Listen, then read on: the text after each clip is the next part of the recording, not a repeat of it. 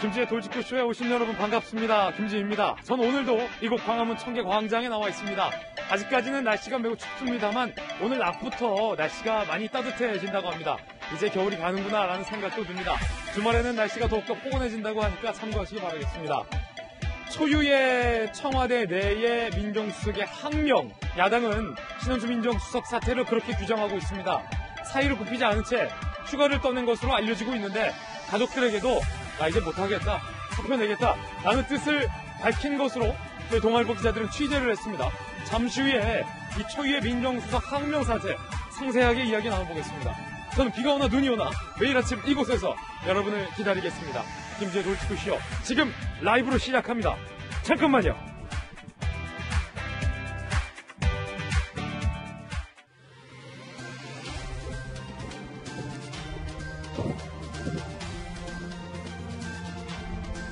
신문 읽어준 남자입니다. 신원수 민정수석이 사의를 굽히지 않은 채 휴가를 떠났습니다. 짧은 휴가입니다.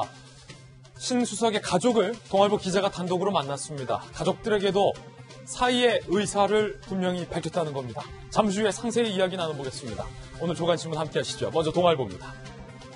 신원수 가족 사직한다는 얘기 미리 들었다. 결국 문재인 대통령을 떠나나 야당에서는 초유의 민정수석 항명 사태로 보고 있고 민정수석이 대통령의 만류에도 불구하고 이 같은 소위 항명의 의사를 보이는 것, 그 원인 바로 현 정부의 박범계 법무부 장관의 검찰 인사에 대한 불협 화음 때문이라는 것이 상당히 의미가 있습니다. 잠시 후에 이야기 나눠보겠습니다.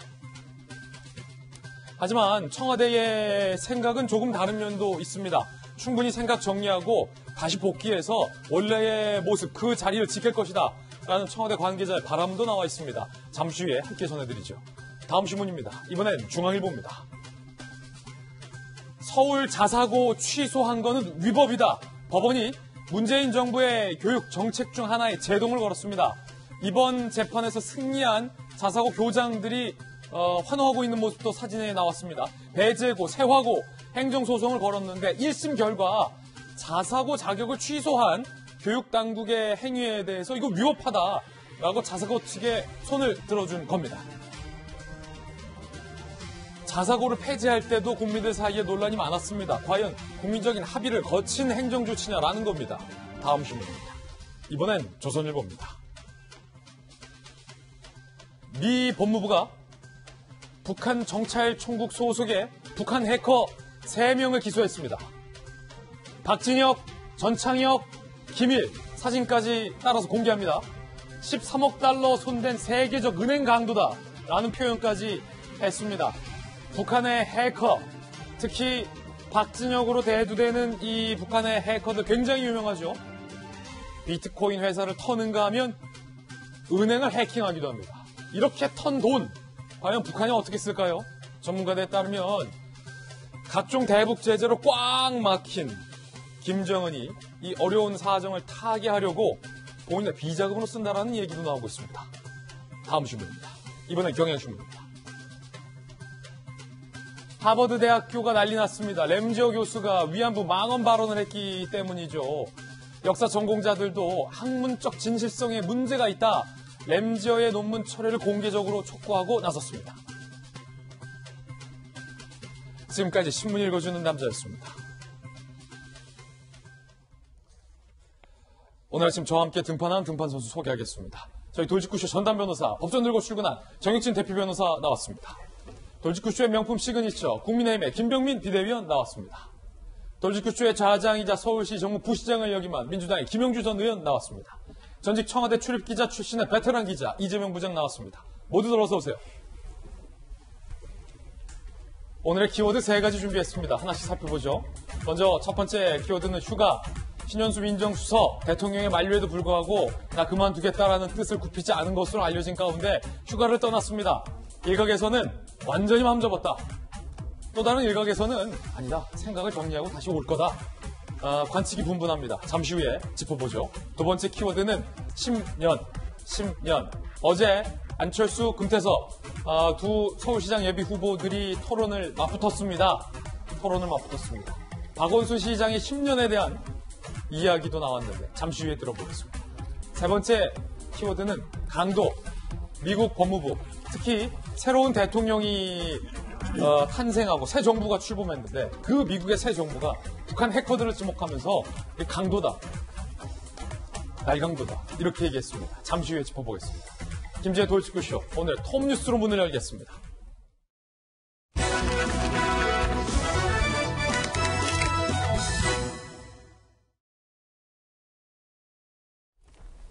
초유의 민정수석 항명 사태, 야당에서는 신현수 민정수석의 사표 소동을 이렇게 규정했습니다. 오늘 동아일보 기자들이 신수석의 가족을 만났는데 신수석의 가족과 인터뷰를 한 오늘 동아일보의 해석은 이거 사퇴 수순이다 라고 해석을 했습니다. 그런데 이에 대해서 청와대는 이렇게 얘기하고 있습니다. 톱뉴스 주제입니다. 동아일보의 관측은 사퇴 수순이다. 청와대 관계자의 바람은 복귀할 거다. 정상적으로 자리를 지킬 거다. 과연 누구 말이 맞을까요? 함께 보시죠. 뜻을 굽히지 않은 채 휴가를 떠난 신수석. 상황이 굉장히 빠르게 전개되고 있다라는 생각이 들고요. 유영민 비서실장이 사무실을 직접 찾아 설득했다. 신수석. 하지만 비서실장의 만류는 통하지 않았다. 신원수 수석은 끝내 사의를 고수했다라고 취재되고 있고요. 신수석이 이후 곧바로 휴가를 갔다.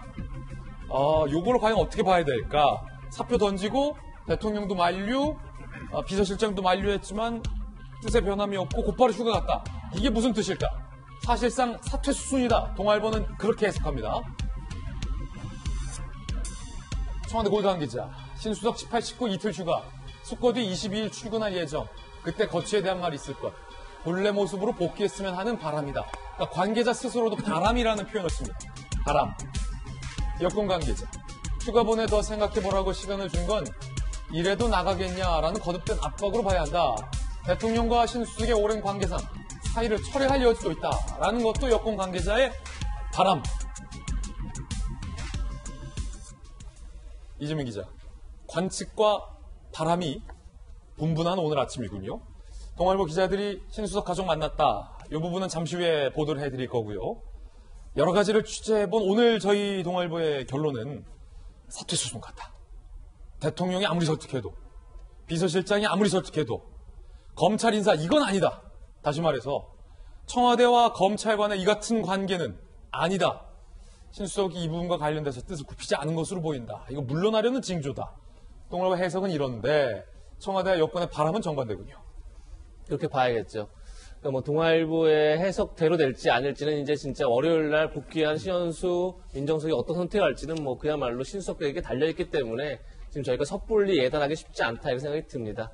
다만 여권의 바람은 분명해 보입니다. 왜냐하면 이미 청와대 고위 관계자가 공식적으로 법무부 장관이 조율되지 않은 인사를, 검찰 고위 인사를 일방적으로 발표했다 이렇게 이제 기자들에게 브리핑한 것 자체가 어떻게 보면 신현수 민정수석의 면을 세워주려는 그런 측면이 있었죠. 예. 그런 상황에서 또 유영민 비서실장이 직접 사무실까지 찾아가서 설득 작업을 했다.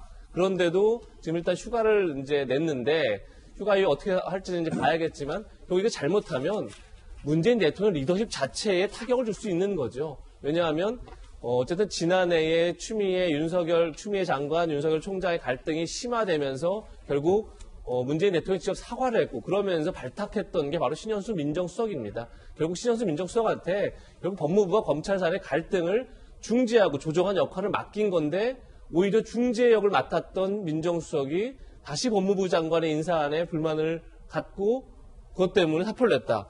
이 자체가 잘못하면 문재인 대통령이 과연 국정을 제대로 통할하고 있느냐, 국정을 제대로 이해하고 지금 관리하고 있느냐 이런 문제를 비화될 수 있기 때문에 결국 여권 입장에서는 당연히 월요일 날 신현수 민정수석이 돌아와 주길 바랄 텐데 저는 결국은 신현수 민정수석의 결정 여부는 박범계 장관이 아니라 다시 문재인 대통령이 어떻게 신수석을 설득하느냐 이 문제 달리는 것 같습니다. 다시 역할을 주고 그리고 다시 중재를 할 수 있는 충분한 어떤 그런 여지나 룸을 줄 수 있다 이런 확신이 있으면 돌아올 테고 그렇지 않으면 결국은 사의 표명을 계속 밀고 가지 않을까 이렇게 생각이 됩니다. 일단 유영민 비서실장 차원에서의 설득은 통하지 않았다라는 게 중론인 것 같고 현재 사의를 굽히지 않은 채 휴가를 떠난 신수석 과연 이게 사퇴 수순일까 아닐까? 동아일보 기자들과 채널A 기자가 이 신수석의 가족을 직접 만났습니다. 취재 참 잘했어요. 채널A 동아일보.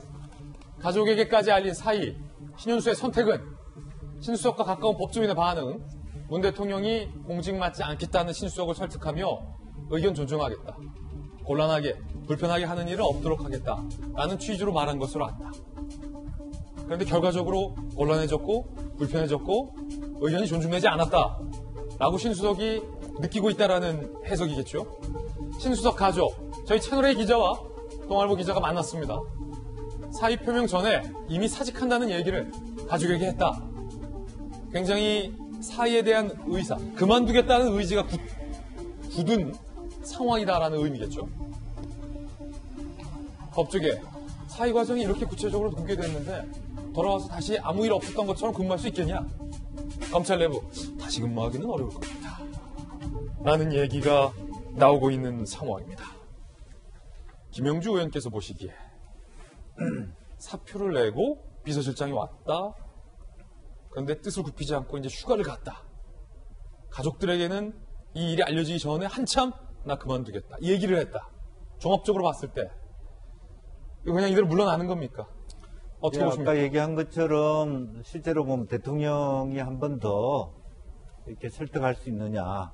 굉장히 그런 진정성 있는, 이것은 어쨌든 뭐 일부 확인할 수는 없습니다만은 법무부 장관에 대해서 조금 실수한 부분에 대한 질책도 있었다라고 하는 부분들이 있고. 아, 그렇습니까? 이제 그런 부분에 대해서 이렇게 다시 환기를 시키면서 뭐 법무부 장관이 처음에 오자마자 윤 총장의 말하자면 눈높이를 맞추다 보니까 민정수석하고의 관계를 뭐 미처 이렇게 생각하지 못했다, 반영하지 못했다 하는 부분에 대해서 다 재차 주의를 주고 대통령이 법무부 장관과 민정수석을 불러다가 좀 다시 뭐 질서를 논의한다든지 이런 과정들이 있어야만 되겠다는 게 아마 신수석의 생각일 거고요. 예, 그런 게 전제라면 예. 사실 한번 좀 생각해 보겠다는 것 같아요. 왜냐하면 본인이 사퇴한다 그러면 휴가원을 안 쓸 것 같아요. 아예 안 나오고 휴가원을 안 내고 출근을 안 하는 게 맞지. 휴가원을 쓴다라고 하는 것은 조금 더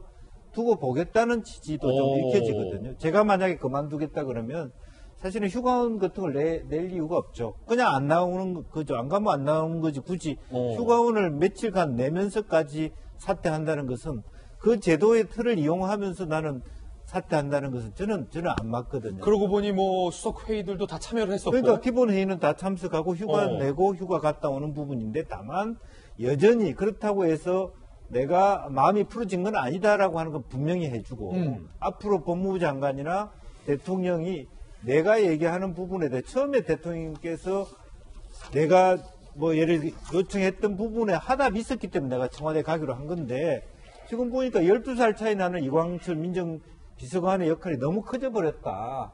사실은 나는 창피스럽다. 라고 하는 이제 그런 느낌들을 어떻게 대통령이 보장해 주면서 지원을 줄 수 예. 있느냐. 이게 관건이라고 보여져요. 그렇군요. 김영주 의원님의 어떤 관건에 대한 해석이었는데 야당의 지도부인 김병민 비대위원께서 보시기에 검찰 인사는 이미 엎어졌잖아요. 네. 저희들이 취재한 바에 따르면 친수석이 강하게 반대했었던 그 인사를 박범계 장관이 강행해서 발표한 거고 대통령은 결국은 그거에 재가를 한 상황인데 이미 엎질러진 물 이후 대통령이 직접 나서서 진정성 있게 설득한다 하더라도 그 상황 자체가 변하진 않잖아요. 예컨대 현 정부와 검찰 간의 관계 그걸로 대두되는 이번 검찰 인사가 뭐랄까요? 다시 되돌려질 수는 없는 인사잖아요. 양단의 선택 중에 문재인 대통령이 한쪽의 손을 들 수밖에 없었다고 봅니다. 윤석열 검찰총장 임기가 이제 7월까지 얼마 남지 않았습니다. 보궐선거 지나면 임기 다 끝나는 거거든요. 그럼 한 두어 달, 석 달 정도만 조금만 더 버텨주면 윤석열 총장이 아니라 원하는 검찰총장 임명하면서 다시 한번 친정체제를 구축할 수 있을 텐데 여기에 윤석열 검찰총장에게 힘을 실어줄 수 있는 인사를 해야 되는가에 대한 고민들이 있었을 거라고 저는 생각합니다.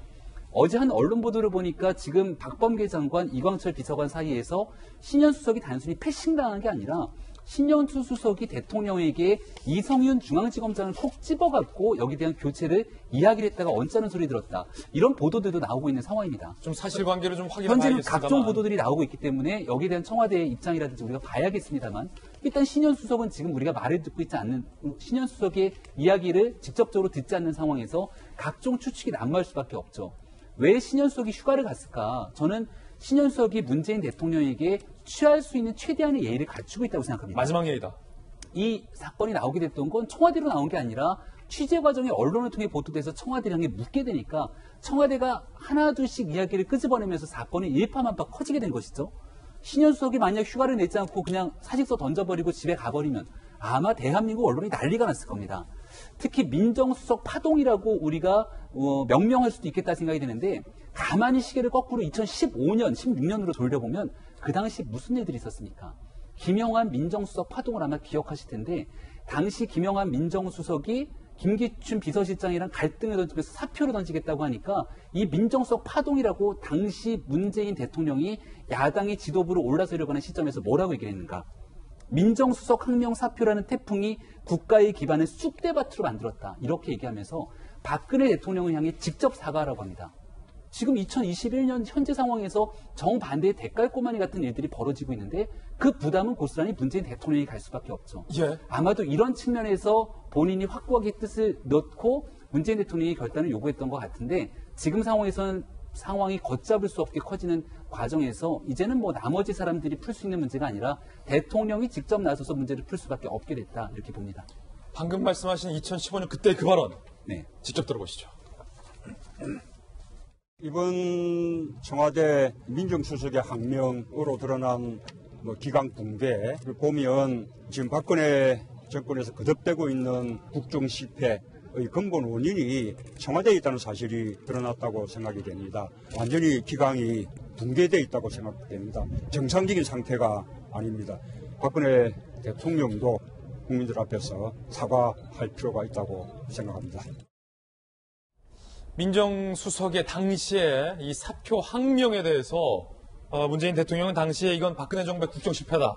비정상이다. 청와대의 기강 붕괴다. 대통령이 직접 사과해야 한다. 라고 목소리를 높였는데 자, 정익진 변호사께서 보시기에 그때 상황과 지금 상황이 다릅니까? 다르죠. 더 나쁘죠. 왜냐하면 법무부 장관하고 그렇게 알력이 있을 수 없는 사람들, 있으면 안 되는 사람들이 누구냐? 1번 검찰총장, 2번 청와대 민정수석 아니겠습니까?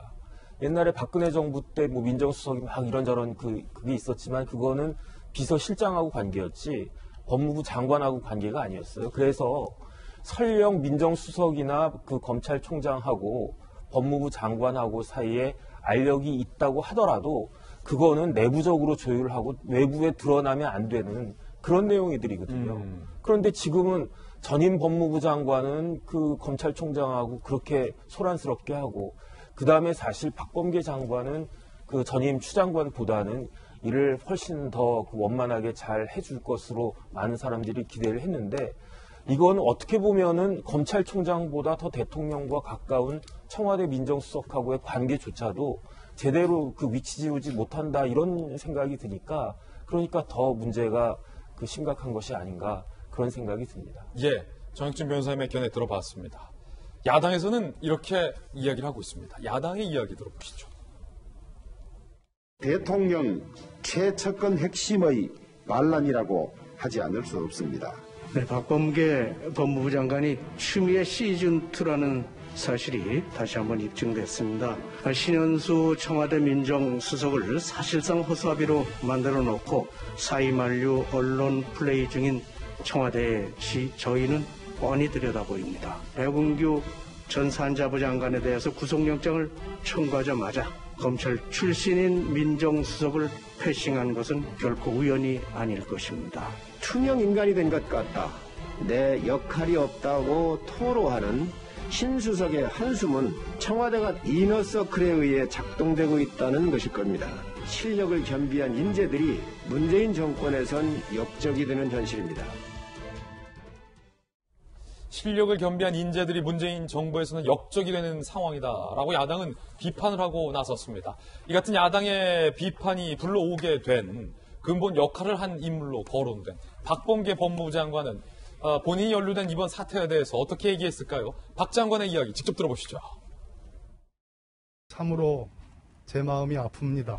보다 더 소통을 하겠다는 말씀을 드리겠습니다. 민정수석으로 계속 계셔서 문재인 대통령의 좋은 보좌를 우리가 함께 하기를 진심으로 희망합니다. 연락이나 만나시거나 하실 예정이 있으실까요?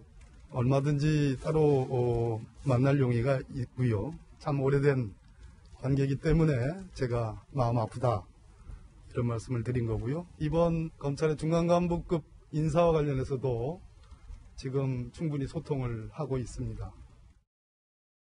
박 장관은 충분히 소통을 하고 있었다. 마음이 아프다. 만날 의지가 있다. 라고 적극적으로 얘기했습니다. 박 장관의 이 같은 발언을 신수석 측근들은 과연 진정성이 있게 받아들였을까요? 그게 관건일 텐데요. 함께 보시죠. 마음 아프다. 신수석 주변 인사들은 사퇴 의지가 강하다는 걸 알면서 뒤늦게 만나겠다라는 걸 언급한 건 박 장관 특유의 보여주기식 제스처다. 쇼잉이다. 라는 반응을 중앙일보 기자들에게 보이고 있는데, 자, 김영주 의원께서 보시기에 결과적으로 박범계 장관이 신수석을 패싱해놓고 이제 와서 마음 아프다 라는 것에 신수석 주변 측근들은 박 장관의 조금 전 반응에 대해서 진정성이 없어 보인다라고 중앙일보 기자와 인터뷰를 한 건데, 김영주 의원께서 보시기에는 박 장관의 조금 전 이 마음이 아프다라는 거에 대해서 어떻게 평가하십니까?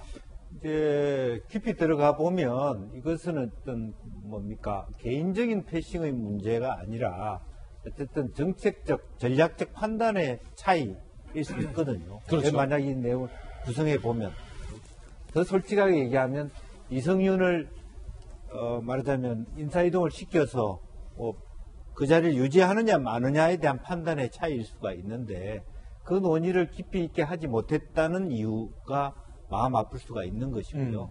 또 다른 한편으로는 실제적으로 우연한 것이지만 윤석열 총장에게 집중하다 보니까 이광철 비서관하고만 소통하게 됐고, 그것이 민정수석실 전체 의견이라고 생각해서 대통령의 재가를 사실은 민정수석으로 하여금 시켜야 되는데, 본인이 성급한 마음에 말하자면 그 민정수석을 패싱하게 된 것은 마음 아픈 일이다. 그렇게 생각이 들고요. 또 하나는 결과적으로 저 두 사람은 만나야죠의 단계가 아니라 일상적인 소통하는 어떤 보좌진의 역할이어야 되거든요. 근데 서로 간에 눈치 보면서 만날 거냐 말 거냐, 이것은 적절하지 않은 얘기다. 그렇게 보여집니다. 그렇군요. 박 장관의 이 같은 발언, 일만의 진정성이 있어 보인다라는 평가. 이재명 기자, 신수석이 만나줘야 이제 박 장관이 만날 수 있는 건데, 대통령 비서실장이 설득을 해도 사퇴의 뜻을 굽히지 않았는데, 당사자 중에 한 명이 박 장관이 만나자면 만날까? 이것도 좀 변수일 것 같고, 박범계 장관의 조금 전 발언에 대해서도 이재명 기자는 어떻게 평가해요? 글쎄요, 더 소통하겠다라고 표현했는데, 만약에 박범계 장관이 밀어붙인 인사에 대해서, 검찰 고위 인사에 대해서 반발이 있을 것을 몰랐다거나, 혹은 그것이 전혀 문제되지 않을 거라고 그렇게 믿었다면 더 소통하겠다는 표현이 맞는 거겠죠. 내가 소통을 좀 못했구나라고 하는 게. 근데 하지만 누가 보더라도 윤석열 총장도 굉장히 반대를 했었고, 또 공식적으로 윤석열 총장도 어쨌든 간에 이성윤 중앙지검장 등의 유임을 요청했다라고 알려져 있는 상황이었고, 또 신현수 민정수석도 그것을 조율하는 과정 속에 있었다라고 청와대가 브리핑까지 했었고, 그런 상황에서 당연히 그 반발을 알면서 밀어붙이고 나서 더 소통해야겠다라고 표현하는 건 어떻게 보면 좀 뒤늦은 좀 변명성 좀 얘기라고 이렇게 느낄 수 있겠죠. 결국은 더 소통하겠다의 진정성은 결국 이제 지금 조금 전에 박범계 장관도 얘기를 했지만, 검찰의 중간 간부 인사고 예정돼 있죠. 차장, 부장 인사고 예정돼 있는데, 거기에서 얼마나 윤석열 총장의 의견이 반영됐느냐에 따라서 더 소통하겠다의 진정성이 확인되겠죠. 결국 신현수 민정수석도 결국 윤석열 총장의 의견을 많이 반영시켜서 검찰 인사의 정상화를 하고자 했던, 그렇게 노력했던 걸로 보이기 때문에 거기서 진정성이 확인될 테고, 글쎄 전 이 사태가 조금 전에 이제 문재인 당시 이제 민주당 지도부 대표도 당시 이제 2015년도 김영환 민정수석이 당시만 하더라도 정윤회 문건 관련해서, 그러니까 정윤회는 비서 실세가 있었느냐 이런 문건 관련해서 유출자를 회유했다 이런 의혹이 있으니까 국회 운영위에서 김영환 민정수석을 출석해라 이렇게 요구를 했었죠. 거기에 대해서 김기춘 실장이 약속을 했는데, 김영환 비서실장만 민정수석만 하더라도 지금까지 수사 중인 사건에 대해서 민정수석이 나가서 답변한 적이 없다. 이제 그런 전례를 들어서 차라리 나가지 사퇴하겠다 이렇게 이제 항명 사태가 벌어졌던 건데, 조금 전에 정혁진 의원도 더 사안이 안 좋다 얘기한 것처럼 어쨌든 이거는 본인이 원칙을 지키려고 하다가 뭐 사퇴로 간 그런 사건이었다면 이번 파동은 어떻게 보면 진짜 그 내부 안에서 공적 시스템 안에서 법무부라는 공적 시스템, 그다음에 민정수석란이라는 그러니까 공적 시스템 안에서의 갈등이 외부로 표출된 거기 때문에 사실 어떻게 보면 국정 운영에 대해서 더 나쁜 그런 징조다 볼 수 있는 거죠. 그런 점에서 이번 사태를 어떻게 수습하냐가 굉장히 여건 중요한 갈림길에 있지 않을까 싶습니다. 대통령이 아직까지 공식적으로 입장 표명 없는데 짧게 물어볼게요. 만약에 신수석이 휴가 갔다가 영영 돌아오지 않는다면 대통령이 국민들 앞에 입장 발표해야 된다고 보십니까? 입장 발표를 해야겠죠. 근데 해야 된다. 뭐 공개적으로 공식적으로 뭐 기자회견 형태로 할지 아니면 뭐 또 수석 비서관 회의 같은 걸 통해서 할지는 알 수 없지만 어쨌든 간에 본인의 참모 조직 두 조직이 결국은 힘겨루기 속에서 갈등이 유발된 거기 때문에 거기에 대해서 이게 아까 말씀드린 것처럼 이거는 단순히 두 사람의 갈등이 아니라 문재인 대통령의 리더십의 문제, 국정 장악력의 문제이기 때문에 본인이 어떤 식으로 해명이 해야 된다는 생각이 듭니다. 지난번엔 법무부 장관과 검찰총장 간의 갈등, 이번엔 민정수석과 법무부 장관 간의 갈등과 관련해서 자, 물론 신수석이 돌아오지 않는다면 이라는 가정이겠죠. 언제든지 돌아올 가능성도 있다라는 게 청와대 측의 설명이기 때문이죠. 자, 그런가 하면 박 장관 얘기 나온 김에 어제 법사위에서 이용구 법무부 차관이 출석을 하지 않았습니다. 야당은 왜 이용구 차관이 출석하지 않은 것에 대해서 문제를 삼았고 박 장관과 여권에서는 열이 났다라고 해명을 했지만 논란은 커지고 있습니다. 들어보시죠. 이용구 법무부 차관이 열이 난다는 이유로 지금 국회에 출석을 하지 않겠다라는 일방적인 통보를 해왔습니다. 법무부 장관님, 지금 차관이 현재 어떤 상태에 계신지 잠깐 설명을 해주실 수 있겠습니까?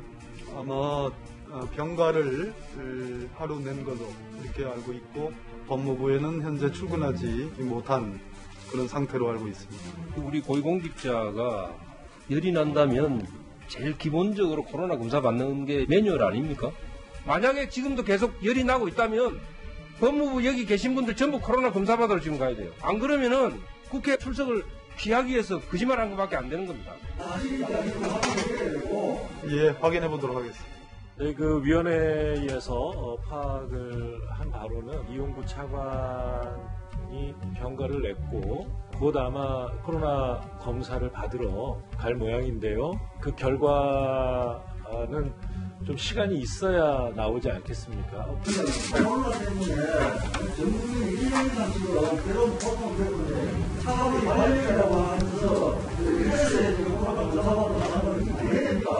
그러면 오늘 이 오전 회의는 정회를 하였다가 이 오후에 속개하겠습니다. 정회를 선포합니다.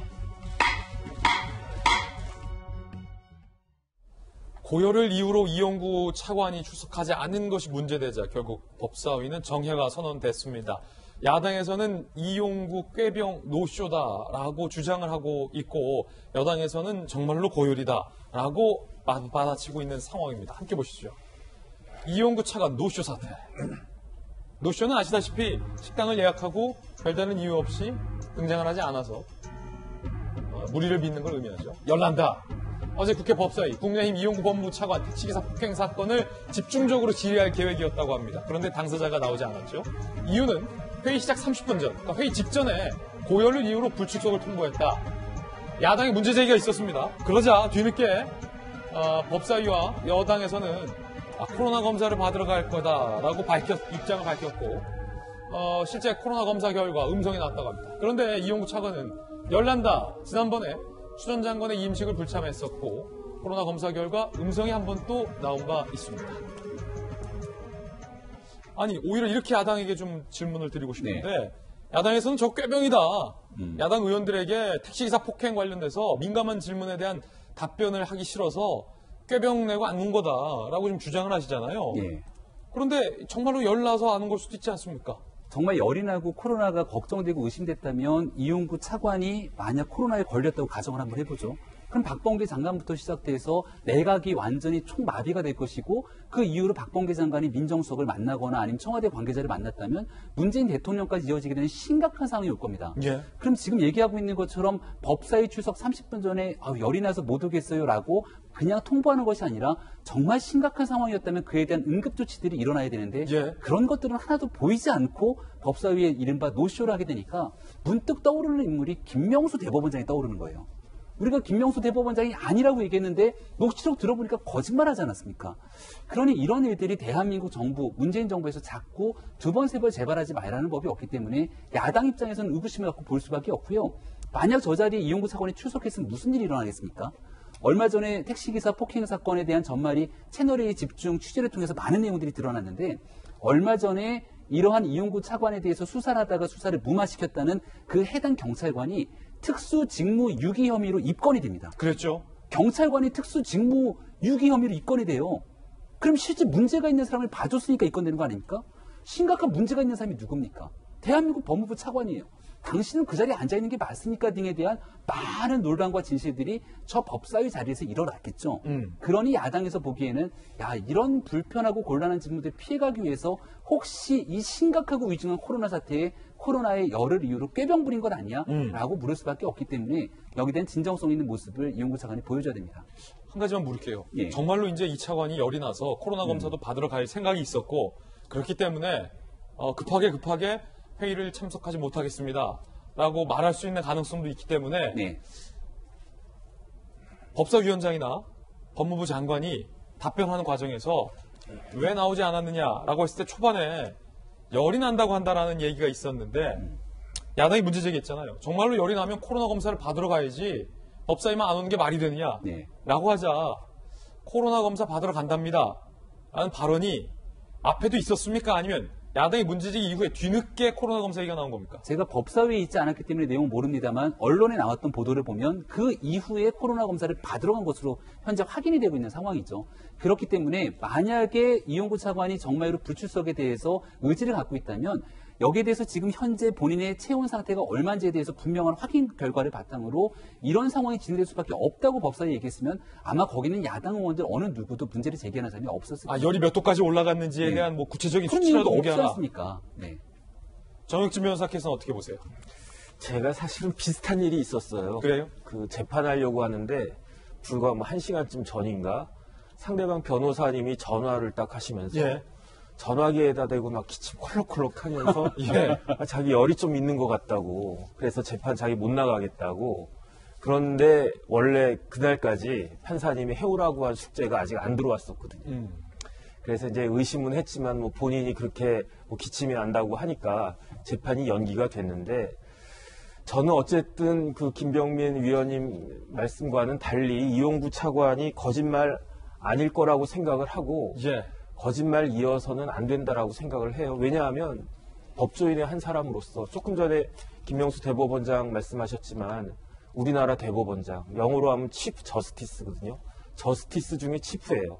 그 다음에 법무부 차관은 미니스터 오브 저스티스인데 바이스란 말이죠. 차관이니까. 이렇게 우리나라 법조계의 최고위직에 계신 분들이 정의는커녕 이렇게 거짓말을 하는 모습이 보인다. 이거는 저는 말이 안 된다라고 생각을 하고 뭐 일반적인 경우는 그냥 넘어갈 수 있겠지만 이번 사건 같은 경우에는 그 다음에 꼭 열이 난다고 코로나는 아니니까 근데 본인이 열이 난다고 말씀을 하셨으니까 이용구 차관께서는 뭐 병원 갔으면 병원 기록에 체온 같은 게 나타났을 거고 그게 아니면 내가 이 정도 열이 있었다라고 하는 그 자료를 어쨌든 좀 예. 국민들한테 뭐 다른 경우 같으면 뭐 굳이 그렇게 하실 필요 없었을 텐데 이번 사안 같은 경우에는 좀 그렇게 해주셨으면 좋겠다 하는 것이 제 바람입니다. 한 가지 또 구체적인 질문을 드릴 수밖에 없는데 김영주 의원님께서 네. 국회의원도 하셨고 서울시 정무부시장도 해보셨고 질문도 했다가 질의도 받아보셨고 했으니까 여쭤보는 건데 고열 때문에 못 가겠다라는 걸 회의 시작 30분 전에 통보했다는 거예요. 30분 전. 자 그렇다면 열이 과연 언제부터 났을까? 이것도 굉장히 중요한 것 같은데 어제 회의가 물론 늦은 시간은 아니었습니다.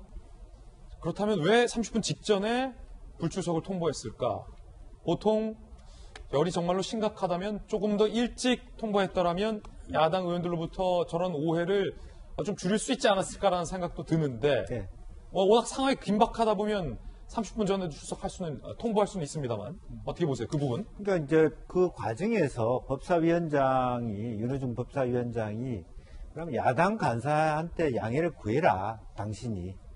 그 과정이 나는 있었으면 훨씬 수월했다고. 물론 뭐 분노했겠죠. 오늘 할 게 되게 많은데 안 올 수가 있냐라고 했지만 그러면 좀 덜 미안하죠. 그러니까 법사위 자체가 논란이 된 것은 그럼 법사위원장을 알고 있었다는 거죠. 법사위원장이 그냥 오케이 해준 거잖아요. 이제 그런 면에서 여야가 합의해서 상임위를 운영해 간다는 입장에서 최소한 야당 간사에게 동의를 구해야 된다. 30분 전이라도? 그래서 뭐 어쨌든 뭐 실제로 보면은 그 두 가지 아니겠습니까? 정말 코로나 입장이라면 거기에 대한 뭐 증거를 내밀든지 아니면 사실은 뭐 잠깐이라도 들러서 인사만 하고 가든지 뭐 양해를 구하고 그런 정도의 법사위원장의 역할이 있었으면 어제 저런 정도의 물론 일정을 다시 잡았겠죠. 결과적으로 일정을 다시 잡았어요. 그게 연기된다고 연기될 수가 없어요. 현재 상임위라는 게 그 영일 상임위를 여야가 합의하에서 열 수 있기 때문에 뭐 언발에 오줌 누기식의 거짓말로 해명할 수 있는 때울 수 있는 상황이 아니거든요. 그렇다면 법사위원장 자체가 조금 더 국회의 권위를 존중해달라고 얘기를 했어야 된다. 그런 것이 아쉽다고 생각이 듭니다. 예. 자, 이번엔 저희가 준비한 두 번째 이슈를 소개하겠습니다. 바로 이겁니다. 야권 단일화의 첫걸음. 어제 채널A에서 안철수 금태섭 두 사람의 단일화를 위한 토론회가 열렸습니다. 마침 여론조사도 발표됐습니다. 최신 조사된 여론조사 결과부터 직접 확인해 보시죠. 자, 여론조사 결과, 서울시장 가상 양자 대결 결과 굉장히 거의 뭐 이 정도면 동률. 그렇죠? 박영선, 안철수, 박영선 39.3 대 39.4. 이거면 거의 뭐 동수입니다. 동률. 박빙 모른다. 누가 이길지 모른다. 누가 질지 모른다. 우세한 사람 없다. 박빙이다. 39.3, 39.4. 어떻게 숫자가 이렇게 나오죠? 후보를 바꿔봤습니다. 박영선 39.5, 오세훈 27.0. 또 후보를 바꿔봤습니다. 39.0 박영선, 나경원 27.2.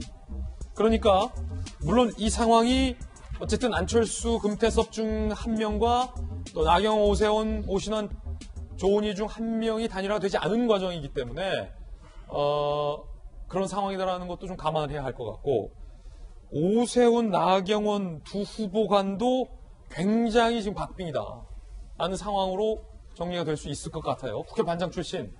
자, 여러 가지 의미가 이 여론조사 결과 안에서 쫙쫙 도출이 될 것 같은데 일단 국회 반장, 청와대 반장 출신의 베테랑이 봤을 때 좀 우리들이 못 본 걸 뭔가를 좀 봤을 거예요.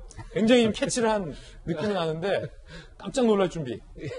뭐 다 보신 걸 말씀드릴 것 같은데 두 가지는 확실한 것 같습니다. 첫 번째는 확실하게 지금 올 초만 하더라도 어떤 야권 우위의 선거가 아니겠냐. 서울시장 보궐선거 이렇게 예측했지만 지금 보시는 것처럼 굉장히 여야가 혼전 양상이다. 혼전이다. 확실한 것 같고 두 번째는 뭐냐면 그럼 과연 야권 단일화에 시너지가 있느냐라고 했을 때 지금까지 특별히 나타나지 않고 있다는 걸 우리가 볼 수 있는 거죠. 만약에 야권 단일화에 대한 굉장히 야권 지지층의 열망이 강하고 또 뭐 김종인 비대위원장도 야권 단일화는 숙명이다 이렇게 표현까지 할 정도로 모두가 다 단일화에 대해서 일단 원칙에 대한 동의하고 있지만 그럼 단일화 과정 속에서 얼마나 그러니까 물리적, 화학적으로 화합해내고 그 다음에 나중에 선거운동 과정에서 단일화의 어떤 그 효과를 극대화하느냐 이런 이제 숙제를 갖고 있는데 지금 나타난 여론조사에서는 굉장히 야권이 단단히 마음을 먹고 그리고 정말 하나된 모습으로 가지 않고서는 단일화의 시너지가 크지 않다. 그걸 알 수 있는 게 두 가지인데 첫 번째는 지금 나타난 것처럼 안철수 후보냐 그리고 오세훈, 나경원 후보냐 또 다른 후보에 따라서 굉장히 지지율 편차가 크죠. 물론 지금까지 단일화가 이루어지지 않았기 때문에 아직까지 조정 국면이라고 볼 수 있지만 그만큼 어느 후보가 되냐에 따라서 야권 지지층이 투표할 마음과 그렇지 않은 마음이 크게 나뉘고 있다는 거고 또 하나는 그러니까 그 모든 후보들을 그냥 양쪽을 붙이지 않고 다 전체적으로 조사를 했을 때 그 합들이 있을 텐데 그 합이 나타나지 않는 거죠. 야권 단일 후보한테서. 그만큼 야권 단일화가 지금 굉장히 숙명이다. 모두가 중요하게 생각하지만 아직까지 단일화 효과를 보기에는 굉장히 먼 과정도 남아있다. 이런 것들을 저 여론조사에서 볼 수 있다고 생각이 듭니다. 그렇군요. 자, 그 단일화의 과정 중에 한 첫걸음이 될 수 있겠습니다. 어제 저희 채널A에서 금태섭, 안철수, 금태섭 두 후보 간의 단일화를 위한 TV 토론 열렸습니다. 주요한 장면들 저희가 추려봤는데요. 먼저 금태섭, 안철수 두 후보 간에 굉장히 날카로운 신경전도 있었습니다. 직접 들어보시죠. 안 후보께서는 이번 서울시장 선거에 출마하지 않겠다고 여러 차례 말씀을 하셨습니다. 서울시장 선거의 불확실성을 없애고 야권을 승리하게 만들 수만 있다면 다음 정권 교체가 가능해지는 것 아니겠습니까? 그래서 몸을 던졌는데 쉬운 결정은 사실 솔직히 아니었습니다. 여당에서는 지금 서울시장에 만약에 당선이 되면 대선에 나가지 않겠냐. 서울시장을 1년도 못하고 8개월짜리 시장이 된다. 어떻게 이 사람이 말을 바꾸지 않겠느냐고 믿을 수 있겠냐고 공격을 당할 텐데 뭐라고 하시겠습니까? 선거 출마 선언 때 한 바가 있습니다. 저는 대선을 포기하고 서울시장에 도전하겠습니다. 정권 교체의 디딤돌, 주춧돌이 되겠습니다. 저는 지금 발표하는 공약들이 전부 5년 공약입니다. 그래서 걱정하지 않으셔도 된다고 생각하고요. 금태섭 후보가 왜 이렇게 자꾸 말을 바꾸냐. 지금도 대선 안 나오겠다고 하는데 막상 되고 나면 또 말 바꿀 거 아니냐. 라고 직접적으로 꼬집은 겁니다.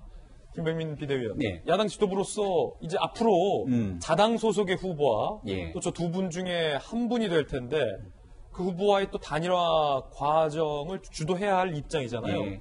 어제 저 대목은 어떻게 보셨어요, 지금? 굉장히 흥미롭게 봤고요. 말 바꾸기 대목? 금태섭 후보가 준비를 탄탄하게 잘해왔습니다. 논리적으로 봤을 때는 야권 입장에서 문재인 대통령의 정부를 공격하고 그리고 박원순 시정의 실패 때문에 일어났던 선거를 치르는 거리만큼 우리가 공격해야 될 포인트에서 우리가 스스로 약점이 잡히면 안 되는 것 아니냐.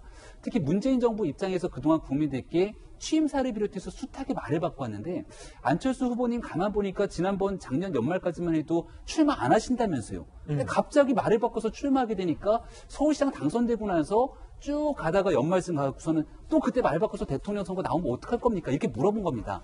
여기에 대해서 속 시원한 답변이 나오지는 않았는데 금태섭 후보 입장에서는 안철수 대표와 오랜 인연이 있지 않습니까? 예. 그래서 어저께 토론하는 내내 톤앤 매너를 꽤 많이 지켜가면서 토론했던 것 같아요. 근데 중요한 건 실전으로 들어가게 되는 박영선 후보 혹은 민주당 후보 아니면 우리 국민의힘에서의 단일화 과정에서는 이렇게 조금 매너를 지켜가면서 어느 정도의 합을 맞춰가는 토론이 이루어지지 않을 공산이 매우 큽니다.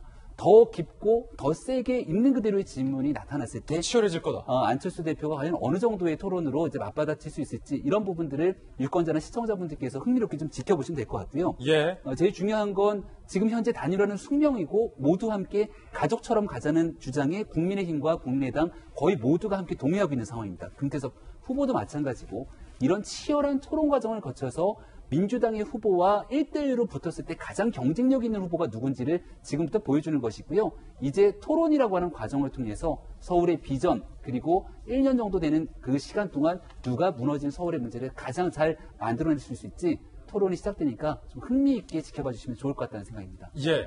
그런가 하면 금태섭 후보는 안철수 대표에게 왜 이렇게 자꾸 불통하냐 라고도 질문했습니다. 정치 과정 내내 매번 공식적인 직책에 있는 분들과 소통이 안 된다는 지적이 계속됐습니다.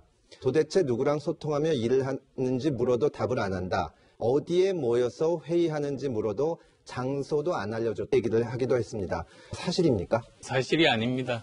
의사결정을 하는 구조가 다 있지 않습니까? 언론 보도보다 먼저 알아야 되는 사람들에게는 미리 전화로라든지 또 만나서 소통을 하는 과정을 그렇게 거치게 됩니다. 그런데 그 과정 중에서 여러 가지 오해들이 생기는 그런 경우들을 저는 많이 경험했습니다. 그리고 특히 어려운 제3의 길을 걷다 보니까 이제 그런 상황들이 많이 있었지 않나 생각합니다. 오늘 누가 문재인 정부를 심판할 수 있는지 답답한 우리 사회를 확 바꿀 수 있는지 여러 가지로 판단하셨을 거라고 생각을 합니다. 제가 나서겠습니다.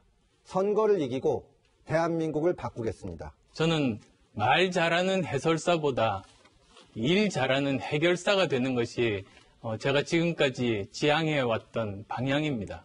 의사로서 또 일자리를 만들어 본 벤처 기업가로서 누구보다도 잘할 수 있다고 저는 확신합니다. 네, 이제 이 두 명의 후보 중에 한 명이 남게 됩니다. 그리고 그 남게 된 한 명은 국민의힘에서 추대된 한 명과 마지막 단일화 대결을 벌이게 됩니다. 국민 여론조사 100%로 실시된다라는 예측도 현재 나오고 있는 그런 상황입니다. 그리고 그렇게 추대된 한 명이 민주당에서 결정된 한 명과 정말로 치열한 토론을 펼치게 되고 서울시장 선거 결과가 나오게 되는 거죠. 상당히 좀 궁금해지는 대목인데요. 이 토론을 지켜본 한 사람이 있습니다. 홍준표 전 대표가 SNS에 안 대표의 토론 실력에 대해서 이렇게 평가했습니다.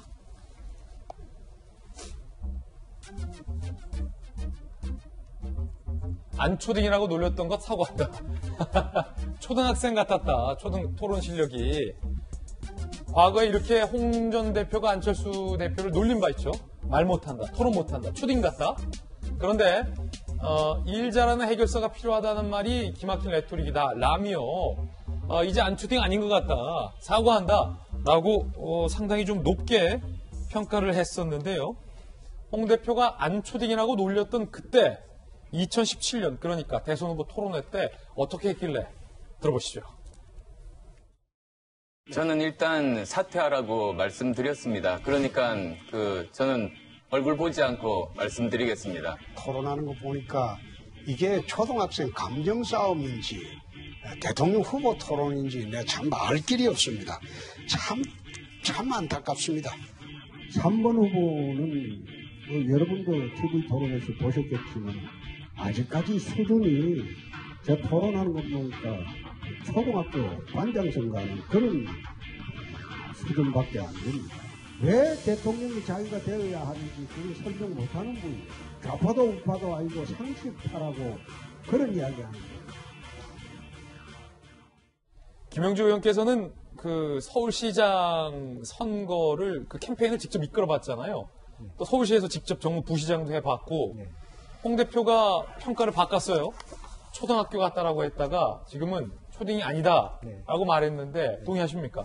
이제 뭐 안정되게 자기 이야기를 한다라는 측면에 있었고 그럼에도 불구하고 그 국민의힘 후보들이 가지고 있는 어떤 아주 치열한 즉답을 하는 그런 유연함이라든지 공격적인 자세는 없어 보여서 조금 안타깝게 너무 정적으로 말씀하시는 것 같아서 과연 박영선 후보하고 맞붙었을 때 과연 그런 집요한 공격을 막아낼 수 있을지 혹은 우상호 후보가 전체 맞붙었을 때 범야권 후보나 범야권 진영이 고민에 빠질 수도 왜냐하면 안철수 후보가 야권 진영의 후보가 될 수도 있으니까요. 이제 그런 어떤 안타까움을 주고 있다라고 보여지고요. 물론 다만 토론을 잘한다고 해서 그게 다 표로 가지 않기 때문에 그건 그렇죠. 다른 문제입니다만 지금 현재 홍준표 의원이 얘기하는 것은 위치가 같은 겁니다. 국민의힘 밖에 있는 사람으로서의 동지적 관계로서의 변질되어 있는 것이지 그러니까 상황이 달라서 우리 좀 손잡고 큰 야권 연대를 하면서 당에 들어가 보자 이런 어떤 제스처로 그렇게 읽혀지네요. 그렇군요. 그런가 하면 앞서 여론조사에서 봤듯이 국민의힘 내부에서 나경원 예비후보와 오세훈 예비후보가 초박빙 양상을 보이고 있습니다. 오세훈, 나경원, 오세훈 이 두 후보 간의 승부도 굉장히 지금 긴장감이 맴돌고 있는 그런 상황이다라는 겁니다. 그 가운데 상대당의 박영선 후보와 예비후보와 오세훈 예비후보가 연일 치열히 공방을 벌이고 있습니다. 함께 보시죠. 박영선 대 오세훈 대 박영선. 이 장외 설전이 만만치 않습니다. 정책을 두고서 설전이 시작됐는데 상대방을 향한 굉장히 날이 서 있는 비판들까지 오고 가고 있습니다. 먼저 박영선 후보. 10년 전 무상급식 문제로 시대를 읽지 못해 사퇴할 때처럼 늘 성급하다라고 비판했는데 오세훈 전 시장의 아픈 점을 파고든 거죠. 그 10년 전에 무상급식 문제로 사퇴하신 분이 왜 이런 표현이에요. 자, 여기에 대해서 오세훈 예비후보는 박영선 당시 민주당의 무상급식 프레임 아이들도 밥 안 먹이려 한다. 재미를 또 보려고 한다. 말장난만 하는 후보다. 오 시장은 박영선 후보의 약점을 깊숙하게 파고들었습니다. 말밖에 뭐가 있냐. 말장난밖에 뭐가 있냐라는 겁니다. 설전 또 됩니다. 어제 유독 야당의 한 후보는 점점 입이 거칠어진다. 빌 게이츠 원전 입장 이해 못한 채 성급하게 나를 비판했다가 자책골을 넣었다라고 오 시장을 비판하고 나섰고 이에 대해서 오 시장은 그러면 당장 1대1 공약 토론, 정책 토론 해보자라며 박영선 후보가 제시한 21분 서울에 대해서 개념이 뭔지 모르겠다라며 정책적으로 날카롭게 파고드는 모습을 보이고 있는 그런 상황입니다. 이 두 후보의 날이선 설전, 이재명 기자 굉장히 좀 눈이 가는데 아직 박영선, 우상호 중에서 대표 선수가 결정되지 않았고 아직 예컨대 오세훈, 나경원 중에서도 대표 선수가 결정되지 않았는데 이 두 후보가 딱 이렇게 설전을 하는 이유가 뭡니까? 국민의힘은 나경원, 오세훈뿐이 아니라 그다음에 우신환, 조은희 후보도 있으니까 일단 계속 경쟁 중에 있는 상황이고 결국은 뭐 양쪽이 이렇게 경쟁을 하는 것 자체는 나쁘지 않죠. 왜냐하면 그래요? 그럼요. 여론에서 볼 때는 굉장히 양쪽의 대표 선수처럼 인식될 수 있는 여지들이 있기 때문에 특히나 오세훈 후보 입장에서 박영선 후보와 어쨌든 설전을 벌이고 있는 자체는 뭐 나쁠 건 없다 이렇게 생각이 드는데 이제 그 내용과 그 수준이겠죠. 그런데 지금 이제 결국은 10년 전 무상급식 문제는 물론 이제 오세훈 후보 입장에서는 자신이 무상급식 자체를 반대한 적이 없다. 당시에 자기가 반대했던 건 전면 우리가 흔히 얘기했죠. 뭐 재벌집 아이들까지 무상급식 해야 되느냐 이 문제에 대해서 자기가 반대를 했던 건데 지금 박영선 후보는 계속 이제 그것을 지병에 물고 늘어지겠죠. 근데 이건 앞으로 누가 아까 우상호 후보가 되든 박영선 후보가 되든 굉장히 여권에서는 오세훈 후보 쪽을 공격할 수 있는 가장 좋은 소재 중에 하나인 거죠. 10년 전에 결국은 박원순 전 시장의 등장 자체를 만들었던 게 오세훈 전 시장이 무상급식 주민투표를 하고 그것이 무산되면서 본인이 시장을 던진 거기 때문에 사실 그거는 또 범야권 다른 후보들도 굉장히 오세훈 후보를 지적할 수 있는 대목이기 때문에 거기에 대해서 어떻게 대응할지 중요한데 글쎄요, 뭐 이 문제에 대해서 감정적으로 약간 저희가 이제 그 CG만 봤을 때, 화면만 봤을 때는 그러면 당장 정책 토론하자. 굉장히 약간 다분히 감정적으로 대응하는 듯한 그런 모습을 보이는 것 같아서 그런 부분은 앞으로 얼마든지 공격받을 수 있는 대목이기 때문에 본인이 어떻게 대응하는 것이 굉장히 시민들이 볼 때 설득력 있고 합리적인가에 대해서 고민할 필요가 있지 않나라는 생각이 좀 들었습니다. 저 장면에서는. 김병인 비대위원님 일정이 어떻게 됩니까? 이제 단일화, 금태섭 안철수 단일화 토론 우리가 받고 조만간 이제 선정이 될 텐데 국민의힘 내부에서 일정이 어떻게 되죠? 우리가 지금 총 4번의 토론이 있는데요. 1대1 맞수 토론이 한 번 진행이 됐고 오늘 이제 두 번째 토론이 진행이 됐고 최종적으로 한 명 뽑는 날짜가 언제입니까? 3월 4일입니다. 아, 그렇군요. 3월 4일이 되면 그 전에 이제 총 4번의 토론을 거쳐서 마지막 내용들 100% 국민 여론조사로 선출이 되고 3월 4일 이후에 안철수 대표와 뭐 금태섭 후보가 이제 결정이 될 테니까 그 제3지대에 있는 후보와의 단일화 지금 현재 구체적인 과정들은 논의가 되고 있는 상황이라 아마 빠른 시일 내에 국민들께서 특히 지금 현재 있는 여권이 아니라 넓은 범위의 야권에서 반드시 좋은 사람이 되어야 되기 때문에 국민의 열망과 의지에 맞춰서 좋은 후보가 선출될 겁니다. 3월 초면 자당 후보 한 명 결정된다. 네. 다음 주, 다다음 주군요. 그런가 하면 우상호 후보의 발언에 대해서 여가부 장관에게 따져 묻는 장면이 나왔습니다. 들어보시죠. 장관님, 이 사건의 가해자는 누구입니까? 인권위원회나 그동안의 이제 조사 결과를 보면은 그렇게 추정할 수는 있지만 박원순 시장이 사망해서 지금 그렇게 적시할 수 있는 절차는 아니라고 생각합니다. 근데 상식적으로 우리는 다 그렇게 생각을 하는 거죠. 이 권력형 성범죄의 가해자는 돌아가신 박원순 시장이다. 이것은 할 수 있는 인정하신다는 말씀이시죠? 일단 본인이 없는 상황에서 명시적으로 이야기하는 것은 제가 그렇게 생각하지 않는다는 것과 달리 표현을 하는 것은 여가부의 역할은 성범죄 사건에서 피해자 보호 및 피해자 지원입니다. 이 사건 가해자가 누굽니까? 개인적으로는 그렇게 생각합니다. 그런데 법률적 용어로 개인적으로는 박원순 시장이라고 생각합니다. 가족의 입장에서는 뭐 고인의 명예를 회복시키고 싶겠지만 누구라도 피해자에게 상처를 줄 수 있는 언행은 사회 구성원 모두 자제해야 한다고 생각합니다. 더 큰 문제는 박 전 시장 부인의 화답한 민주당 서울시장 예비후보 우상호 의원의 행태입니다. 롤 모델이다, 동지였다. 과연 이게 적절한가 하는 의문이고요. 이건 역시 2차 가해에 해당된다고 보십니까? 피해자의 2차 가해가 될 수 있는 상처를 줄 수 있는 이런 언행은 누구라도 자제해야 한다고 생각합니다. 그러면 피해자에게 2차 가해가 맞습니까? 그렇게 판단하는 것이 옳은 것 같습니다.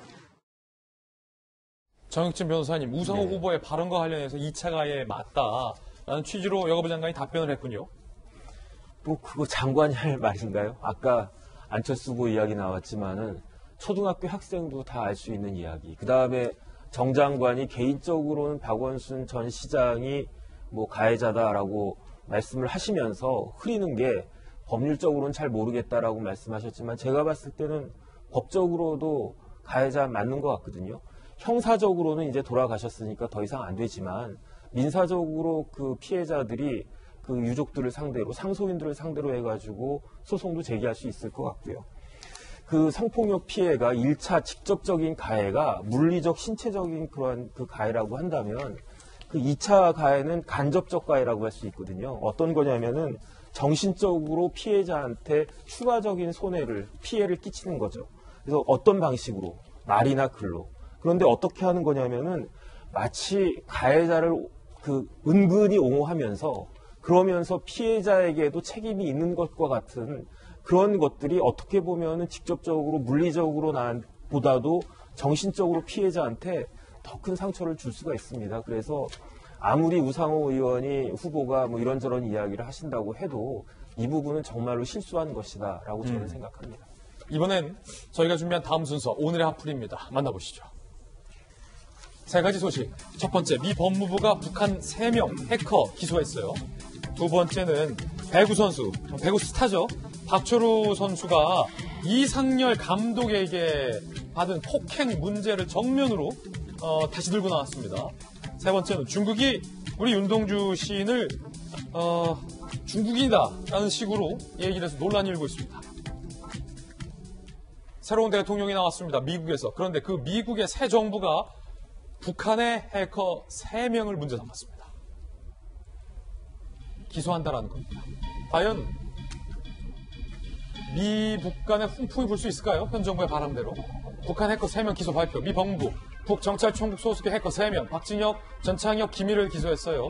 이들은 전 세계 은행 가상화폐 거래소를 해킹 후에 13억 달러, 1조 4,400억 이상 절도를 시도한 혐의다라는 겁니다.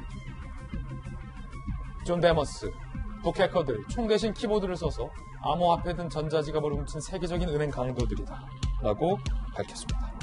김영주 의원님, 북한 문제에 대해서 워낙 또 정통하시고 또 이 중국이나 러시아 문제에 있어서도 연구를 많이 하셨으니까 이게 상당히 흥미로워요. 북한의 해킹 문제에 대한 지적은 어제 오늘 일은 아닙니다. 경찰총국 소속에서 비트코인 거래소 등을 해킹한다는 것도 다 알려진 사실인데 중요한 것은 이 뉴스에서 북한 해커들이 그랬대. 이게 중요한 것보다도 새로 등장한 바이든 정부가 북한의 해킹 문제를 이렇게 정면으로 들고 나와서 지난번에는 북한 정권의 인권 문제에 대해서도 목소리를 높이더니 이걸 바라보는 우리 입장에서는 현 정부에서는 문재인 대통령도 김정은에게 비핵화 의지가 있다. 남북회담 언제든 다시 해야 한다라는 기조인데 과연 그게 우리 정부와 미 정부가 같은 꿈을 꾸고 있는 건가 아니면 동성이몽을 하는 건가 이 부분에 대해서 묻지 않을 수 없어요. 네, 그렇습니다. 이제 결과적으로는 과거의 클린턴 행정부나 이런 시점에서의 대북 말하자면 시각으로 돌아간 그런 느낌이 들고요. 더군다나 이거 사이버 해커 문제는 뭐냐 하면 스위프트 제도라고 하는 미국 금융결제 라인에 대한 재점검이고 더 깊이 들어가면 대북 제재를 풀어줄 생각이 없다는 것을 명확하게 한다는 게 의미가 있거든요. 사실은 제재를 풀어주면 사실은 이런 해킹을 안 할 수 있는데 해킹 문제를 문제 삼는다는 것 자체 그리고 중국과 러시아에게도 왜 북한의 해킹 문제에 대해서 방관하고 있냐라고 하는 부분에 대해서 국제적 문제로 삼는다라고 하는 것도 우리 정부가 생각해 볼 필요가 있습니다. 그리고 우리 국정원도 사이버 해킹 전문가를 1차장으로 앉혔거든. 그런 만큼 이게 국내외적인 문제로 이미 거론된 지 오래됐다는 것입니다. 그래서 우리나라 외국에 있는 어떤 비트코인이라든지 가상화폐 거래와 관련된 뿐만 아니라 우리나라 일반적인 대기업에 대한 해킹도 수시로 일어나고 있기 때문에 아마 이와 같은 어떤 특히 돈 세탁 방지 혹은 말하자면 이런 사이버 해킹에 대한 국제 공조가 강화되면서 아마 북한의 자금줄은 훨씬 더 막힐 가능성이 높다 저는 그렇게 봅니다. 그렇군요. 그런가 하면 미국의 내셔널 지오그래픽이 북한 김정은과 관련된 다큐멘터리를 발표했는데 존 볼턴 그 다큐멘터리 안에서 이런 내용을 주장했습니다. 상당히 흥미로운 대목 중에 하나인데 내셔널 지오그래픽에서 김정은의 심리를 다룬 북한 독재자의 마음속에라는 방송 다큐를 했는데 내용 중에 존 볼턴 보좌관이 김정은이 트럼프를 만났을 때 2018년 나를 어떻게 생각하냐 김정은이 트럼프 대통령을 빤히 보면서 나를 어떻게 생각하냐라고 물었다고 한다. 빤히 얼굴을 쳐다보면서 그래서 그때 트럼프 대통령이 김정은 위원장에게 스마트하다 나는 등의 말로 칭찬을 했다. 김 위원장은 그런 식으로 사람을 시험한다 라고 존 볼턴 전 보좌관은 주장을 한 건데요. 김영주 의원님, 사실은 좀 뭐랄까요? 존 볼턴 보좌관의 좀 주장이긴 한데 워낙 또 고위급이기 때문에 신빙성도 있을 것 같기도 하고 뭐 그래도 사실 여부를 뭐 확인할 수는 없습니다만 만약 이 내용이 사실이라면 이렇게 두 사람이 정상이 만났는데 북한 김정은이 트럼프 대통령의 얼굴 빤히 보면서 나를 어떻게 생각해요? 이렇게 물었다는 거잖아요. 그러니까 그런 어떤 심리전을 가지고 있다는 거죠. 김정은 스스로가 심리전이에요? 대범하고 예. 또 어쨌든 그렇게 물어봤을 땐 트럼프 대통령이 뭐라고 대답하겠어요? 악의 축이라고 생각합니다. 왜 이렇게 할 수는 없을 거 아니에요? 너는 내가 만나서는 안 될 인간이다 이렇게 얘기할 수 없잖아요. 예. 그런 말을 이끌어내면서 결과적으로 국내 정치용으로도 쓰겠죠. 트럼프가 나한테 아주 대단한 인물이라고 스마트한 인물이라고 얘기했다. 그리고 내가 하여튼 북미 관계 개선을 통해서 북한 인민을 먹여 살릴 것이다라고 혼장담할 수 있는 이야기거리가 하나 생기는 것이죠. 이제 그러면서 사실은 그런 유화한 스타일 속에서 논의 속에서 자기의 협상을 유리하게 이끌어 가려고 하는 술책이 저 안에 숨어 있다. 그렇게 봐야 될 것 같습니다. 두 번째 하풀입니다. 배국의 학교 폭력 논란이 시끄러운데 배국의 간판 스타 박철우 선수가 감독과 코치로부터 당했던 폭행 문제를 정면으로 들고 나왔습니다. 먼저 박철우 선수의 SNS에 이런 얘기가 있습니다. 정말 피가 거꾸로 솟는다. 피가 거꾸로 솟는다는 느낌이 이런 것인가 라는 글을 올렸습니다. 도대체 박철우 선수가 말했던 게 어떤 얘기이기 때문에 피가 거꾸로 솟을까요? 함께 보시죠. 어제 경기 직후 12년 전 자신을 폭행한 감독을 향해서 작심발언을 합니다. 피커소 글은 이상열 감독을 겨냥한 거다. 현직 감독이에요. 이상열 감독. 경기 전에 이 감독 인터뷰 기사를 보고 하루 종일 손이 떨렸다. 반성하길 기대했다. 그 이후에도 기절할 정도로 맞았다는 선수들이 있다라고 폭로를 한 겁니다. 이상열 감독은 현재 KB손해보험의 새로운 감독을 맡았습니다. 자, 근데 이렇게 인터뷰를 했어요. 저는 가해 경험자이기 때문에 더더욱 조심해야 한다고 선수들에게 당부했다. 나 역시 선수들에게 사죄하는 마음으로 지도한다. 라고 인터뷰를 한 거죠. 두 사람과 무슨 일이? 2009년 국가대표 시절 당시 코치였던 이상열 코치가 박철우 선수를 구타합니다. 전치 3두 진단. 그때 그 박철우 선수가 피멍이 든 사진으로 인터뷰하는 장면도 있는데 준비되면 좀 함께 그 장면도 보여주시면 고마울 것 같고요. 당시 대한배구협회가 이상열 감독을 무기한 자격정지 처분합니다. 지금 이재용, 이다영 선수에게 무기한 출전 정지했던 조치랑 상당히 유사하죠. 그런데 2년 뒤에 협회가 저 처분을 뒤엎고 이상열 코치를 복귀를 시키는 겁니다. 이 감독처럼 기절시키고 고막 터뜨리는 건 정도 넘어선 일이다. 그런데도 인터뷰에서 내가 한번 해봤다는 식으로 한순간 감정에 못 이겨 실수한 것처럼 말하는 걸 보고 참을 수 없었다라고 분노를 숨기지 않았습니다. 배구협회에서는 배구인들이 이 감독에게 다시 기회를 줘야 한다라는 요청이 있었기 때문에 이 감독의 감독 복귀를 허용했다라고 밝혀서 역시 논란이 되고 있는 그런 상황입니다. 박철우 선수의 이야기 직접 들어보시죠. 1대1로 저는 만나서 사과를 받은 적은 전혀 한 번도 없고요. 지나가다가 마주쳐서 악수를 청하시거나 이럴 때 있었는데 저는 그 순간도 너무나 힘들었습니다. 솔직히 말해서. 저는 그분을 선임한 그 구단도 이해가 가지 않습니다. 모든 스포츠가 페어플레이 정신을 가지고 깨끗한 스포츠가 되길 정말로 간절히 기원합니다. 이상열 감독은 진심으로 사과한다라는 입장을 계속 밝히고 있는 상황. 하지만 박철우 선수는 보고 싶지도 않다. 폭행 피해자니까요. 그때 당시 박철우 선수가 얼굴에 피멍이 든 채 기자회견하는 사진이 있습니다. 자, 바로 이 사진. 보시는 것처럼 얼굴에 피먹이는 상태로 굉장히 세게 구타를 당했다라는 문제인데, 자, 김병민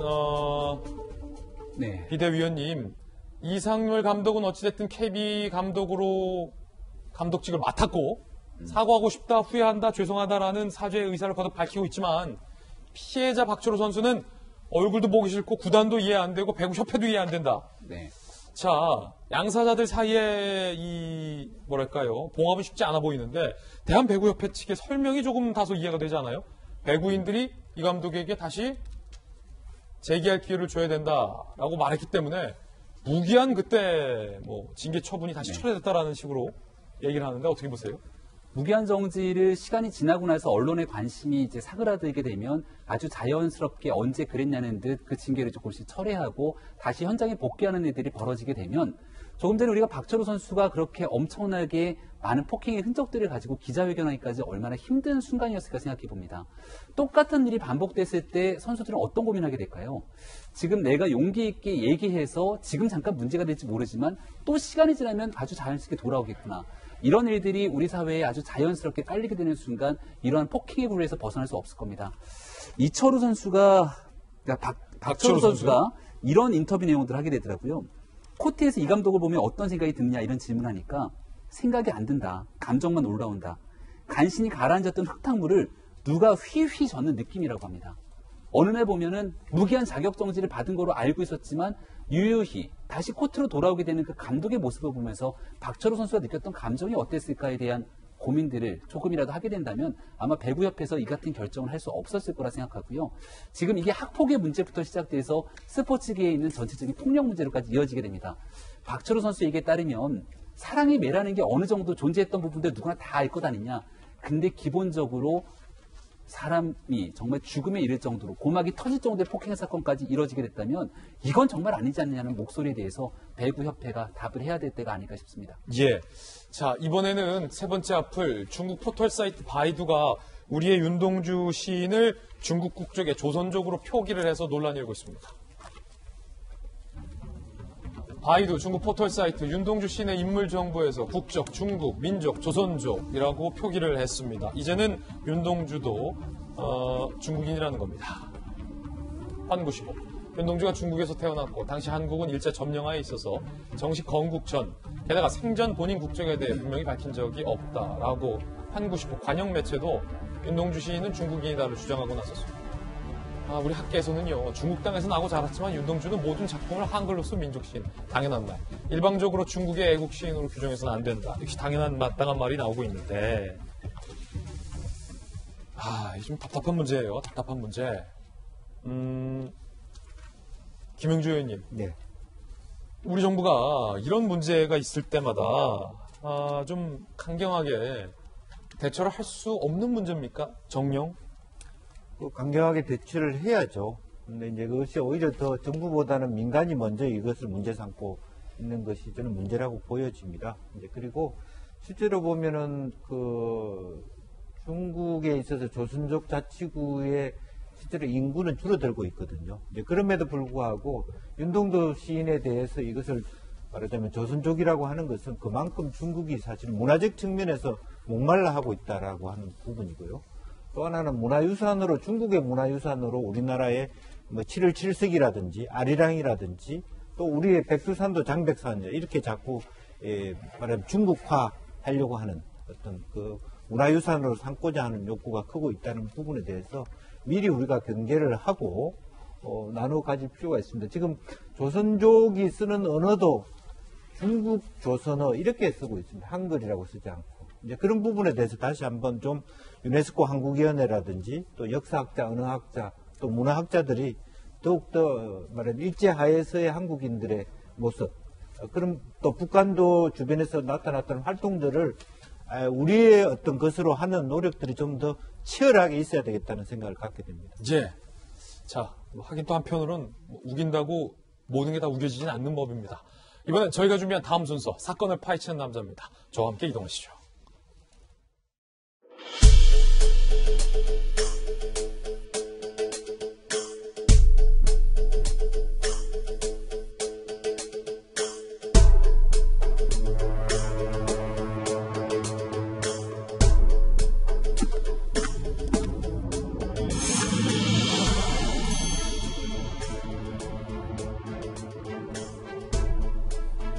사건을 파헤치는 남자 사파남 김지희입니다. 저와 함께 사건 파헤쳐 주실 분 모셨습니다. 형사 출신의 변호사 박승배 변호사 나왔습니다. 어서 오세요. 안녕하십니까. 공적인 업무를 수행하는 공무원들에게는 특별한 행동 강령이 있습니다. 공적인 지위, 공적인 업무를 다루는 자들의 책임이겠죠. 오늘 사파남 바로 그와 관련된 일입니다.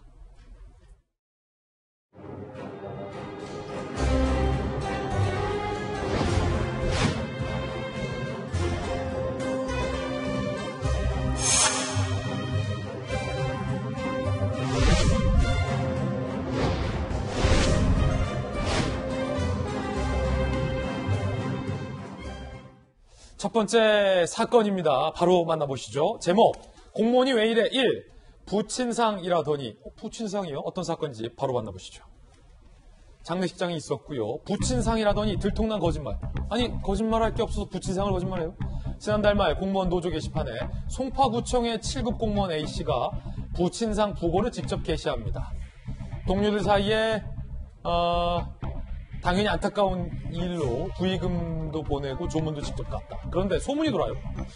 아니 근데 그 A씨 부친이 오래전에 돌아가셨다는데 왜 지금 부친상이지? 감사 담당관이 직접 나서서 조사에 착수하는 일까지 벌어집니다. 조사 결과 부친상은 거짓말, 숙부상이었습니다. 아니 좀 황당한 전말인데 부친상이라고 부고까지 하고 조문하고 부의금도 받았는데 알고 봤더니 숙부상이다? 아니 이거 일단 어떻게 밝혀진 거죠? 장례식 며칠 뒤에 동료들 사이에서 A씨 아버지는 오래전에 돌아가셨다고 들었는데? 라는 얘기가 나오기 시작합니다. 문제 제기가 잇따르자 감사 담당관이 조사에 착수하기에 이르는데 야 이걸로 감사까지 났어요. A씨가 사실은 부친상이 아니라 숙부상이었다고 실토를 하게 됩니다. 가족관계 등록부에 부친의 사망 일시는 명기되어 있는 상황에서 조사 과정에서조차 더 이상 속여나가기는 어려웠을 것으로 보입니다. 굉장히 황당한데 그러면 해당 공무원은 그냥 숙부상이라고 하면 될 텐데 왜 부친상이라고 속였을까요? 그 이유가 궁금합니다. 이렇게 얘기합니다. 아, 어렸을 때 아버지가 돌아가셔서 숙부님은 아버지처럼 여기고 살았다. 아버지 같은 분이다. 라고 해명을 했다고 합니다. 아버지 같은 분이라 부친상이라고. 평소 생활비, 장례 비용도 부담했고 상주 역할을 또 하기도 했다고 합니다. 아버지가 돌아가셔서 아버지처럼 생활비도 못 해드리고 장례 비용 부담한 건 굉장히 칭찬할 만하지만 그건 그거고 아버지 같은 분과 아버지는 엄밀하게 좀 다르지 않습니까? A씨는 공무원 게시판을 통해서 직접 부친상 소식을 전하는데 A씨는 숙부가 아버지와 같은 분이라서 거짓말이라고 생각하지 못했다고 변명을 했습니다. 그런데 부친상 소식을 직접 전함으로써 상당한 부의금도 취득하게 되고 부친상 경조 휴가도 받아 쓰게 됩니다. 아, 휴가도요? 단순히 자신의 주관적 감정을 표현한 것에 불과하다고 평가할 수는 없고 기망행위로 봄이 합당한 사안입니다. 당연할 것 같은데 왜냐하면 아버지 같은 분이 돌아가셨다라고 해서 다 부친상이다라고 부의금하고 뭐 휴가 받고 그럴 수 없는 거잖아요. 그렇죠. 공무원들은 과연 어떤 반응을 보였을까요? 공무원 게시판에 이런 글들이 올라왔다고 합니다. 함께 보시죠. 공무원 노동조합 송파지부 게시판에 나온 반응들입니다. 아버지 같은 분이라는 게 아버지는 아니다. 우리 집 강아지가 자식처럼 친하게 지냈다고 강아지 죽으면 자녀상이냐. 숙부상을 부친상으로 부과한 것은 사기가 아니냐라고 질문들이 올라오고 있다고 하는데 사기에 해당합니까? 기망행위는 존재합니다. 문제는 이 기망행위로 인해서 직장 동료들이 부의금을 전달했다고 평가할 수 있을 것인가. 즉 인과관계가 입증되어야 그렇죠. 사기죄가 성립하는 것인데 인과관계는 우리나라 사회 통념을 고려할 수밖에 없습니다. 숙부상은 아주 친한 관계에서나 부의금을 전달하죠. 만약 직장 동료들이 부친상이 아니라 숙부상임을 알았다면 부의금을 전달했을까? 인정하기 어렵습니다. 그렇죠. 즉, 인과관계도 인정되고 결국 사기죄가 성립할 가능성이 상당히 높습니다. A씨는 자신이 받은 부의금을 직원들에게 돌려주겠다는 입장을 밝힌 상황입니다. 직장 동료들로부터 받은 부의금이 1,000만 원 이상이 넘는 것으로 알려지고 있습니다. 예. 아울러 A씨의 경우에는 숙부상 경조휴가는 하루입니다. 그런데 부친상 경조휴가는 5일입니다. 예. 5일 휴가도 전부 다 쓴 상황입니다. 이 행위는 위계에 의한 공무집행 방해죄가 성립할 가능성도 있습니다. 휴가 담당 공무원을 속여서 그 업무를 방해했다고 평가할 여지가 있다는 것이죠. 그렇군요. 부의금이 1,000만 원이나 됐다. 막대한 금액인데 송파구청은 이 문제를 좀 심각하게 생각하는 것 같습니다. 어떻게 징계한다는 예정이죠? 지금 이 사안의 경우에 원래는 6급 이하 공무원은 구청이 자체적으로 징계를 합니다. 그렇지만 이 송파구청은 A씨의 경우 고의성이 짙다고 보고 중징계 의견으로 서울시에 징계 요청을 할 계획이라고 합니다. 범죄에 해당하기 때문에 파면 해임 등 배제 징계가 상당히 유력한 상황이고 그 외에도 민형사상 조치도 검토 중이라고 합니다. 사기 등 고발 외에도 민사상 손해배상 청구도 염두에 두고 있는 것으로 보입니다. 굉장히 강력하게 징계하겠다는 의사고 고의성이 있다라고 송파구청은 판단하고 있는 거거든요. 그렇습니다.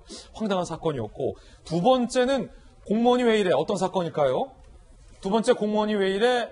모모에 취해서 비틀비틀. 어허, 어떤 사건일까요? 지난 14일 서울 용산구에서 벌어진 일.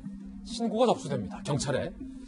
경찰이죠. 버스 정류장에서 한 남자가 덜덜 떨면서 이 주택가를 배회하고 있어요. 알고 봤더니 남성의 정체는 현직 소방관들의 교육과 훈련을 담당한다라는 겁니다. 굉장히 소방경이면 뭐 직급이 낮다고 볼 수 없는데 변호사님, 네. 신고한 사람은 누구고 당시 소방공무원의 상태는 어땠습니까? 아파트 단지 근처 버스 정류장에서 한 남성이 덜덜 떨고 있으니까 지나가던 시민이 불안한 마음에 신고한 것으로 보입니다.